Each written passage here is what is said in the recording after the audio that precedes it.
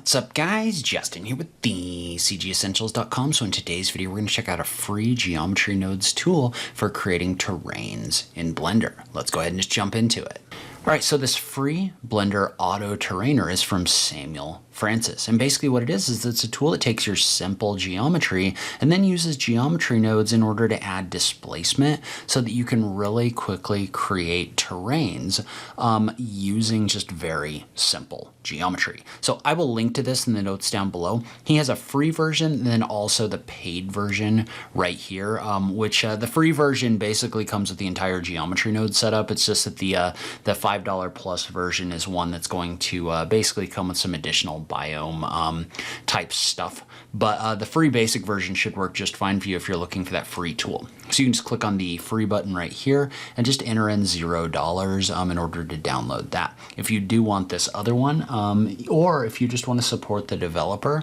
you can definitely select this version and just type in a value of $5 or more in here like this. But let's go ahead and take a look at these and see kind of how they work. So when you download these, there's going to be two files that you can download. So depending on which one you purchase, right? The first is just for the free version. So what it is it's got this kind of example file built in here that's the free auto terrainer. And basically what this is this is an example file where if you click in here and you look at this, if we were to go into like wireframe mode, for example, and actually I don't even want to do that. I want to toggle this modifier off.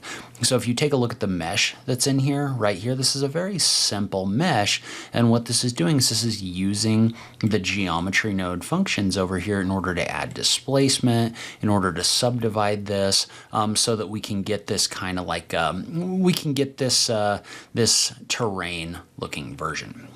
So if I toggle these geometry nodes back on, notice what this is doing is this is coming in here and this is basically adding displacement to the surfaces right here in order to generate kind of a realistic looking terrain. And so note that what this is doing is this is in addition to adding all of that displacement, it's also coming in here and it's adding the grass to the surface, all in the geometry node setup. So if I wanted to toggle those off for a minute and just take a look at this terrain, I could go in and disable those.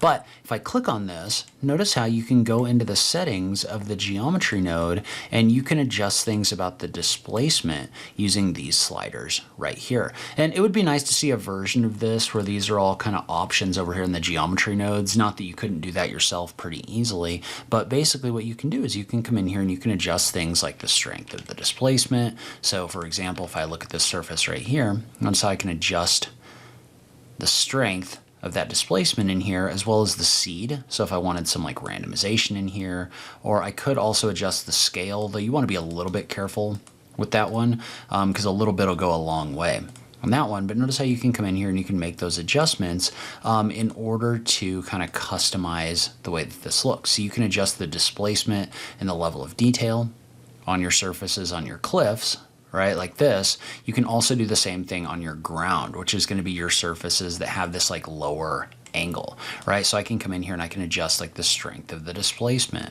Again, you've got your seed in here as well as like the scale, and notice how that scale is going to make a massive difference in here. So a little bit is going to go a long way on making those scale adjustments. So I might change this like a 0.03 though, and notice how when I change that to a 0.03 I get a lot more ups and downs. So you can use these sliders in order to adjust this. And one of the cool things about this is it's really easy to apply to a new object, right? So if I was to come in here and do a Shift A, just add a plane, and I'm just going to move this plane over, move it down.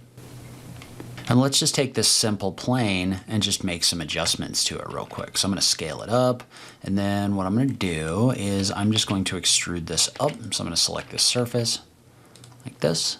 Then I'm going to extrude it over. Maybe move this up right here.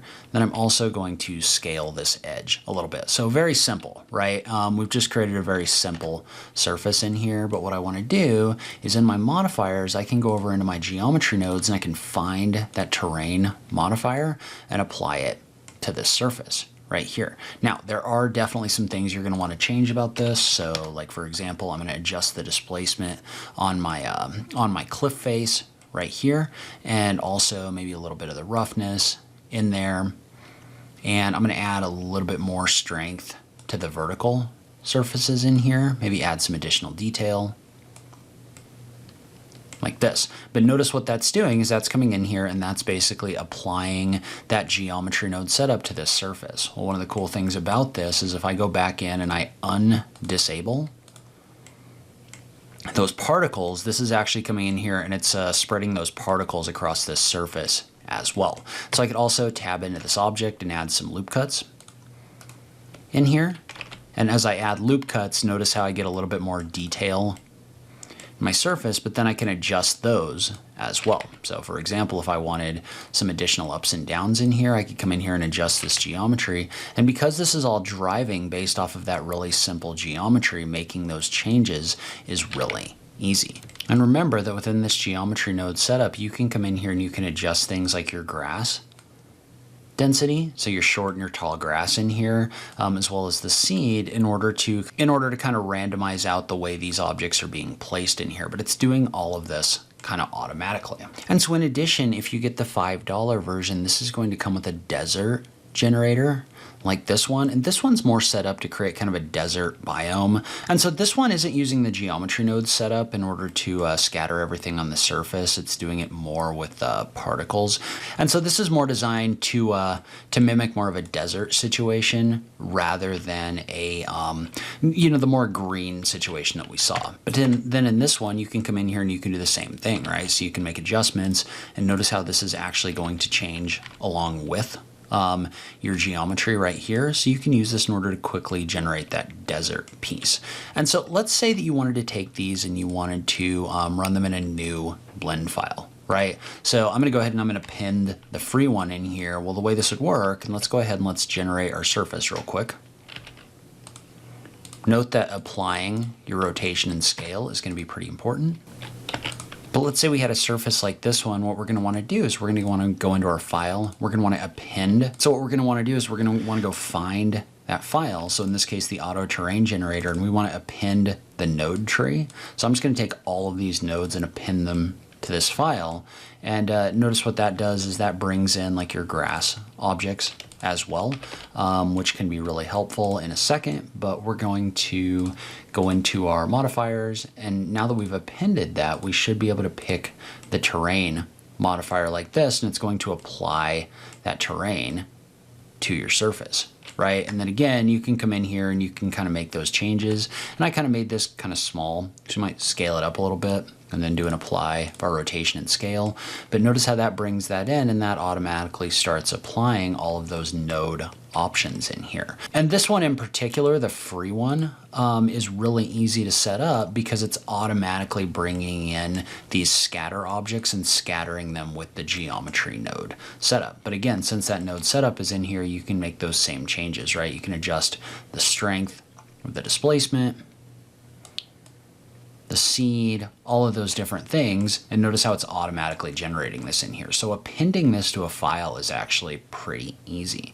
And so one factor that I don't think is necessarily a gigantic limiting factor, but it is one to be aware of, is at least at the moment when it outputs this group like this, if you go in here and you apply this, it's going to apply the, it'll apply the displacement in here, and then you can export this mesh, but it's not actually applying the particles that are in here. And I'm wondering if we can't add a realize instances node right here at the very end of this node setup and then do that.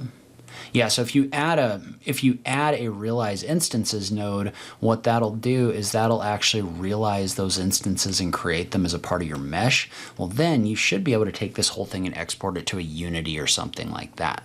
Now, a warning about that: when you do realize those instances and apply that modifier, this is going to break that geometry node functionality, right? That's the way that modifiers work. If you apply them, they're no longer modifiers, but then this geometry is kind of finalized and you can export this to another program. So maybe save like another version of that and then apply that. That way you still might have a live version in here that you can work with, but you can take whatever you create with this and export it to another program through that step. All right, so I'll link to this in the notes down below. Leave a comment below and let me know what you think. I just love having that conversation with you guys. As always, thank you so much for taking the time to watch this, and I'll catch you in the next video. Thanks, guys.